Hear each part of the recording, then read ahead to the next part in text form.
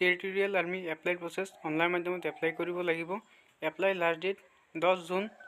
Post name TA army officer লেফটেনেণ্টৰ বাবে এইকেইটা পদ মুকলি কৰা হৈছে। Job location all India. Category territorial army officer recruitment 2025। Official ৱেবছাইটৰ লিংক indianarmy.nic.in। আৰু এপ্লাই ষ্টাৰ্ট হৈছে 12 মে'ৰ পৰা আৰু এপ্লাই লাষ্ট ডেট হৈছে 10 জুন। তাৰপিছত আছে TA army officer recruitment 2025 age limited. Minimum age 18 বছৰ হ'ব লাগিব, মেক্সিমাম 42 বছৰ হ'লে এপ্লাই কৰিব পাৰিব।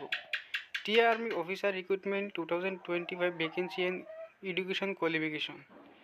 তাৰ বাবে পোষ্ট নেম আছে লেফটেনেণ্ট অফিচাৰ।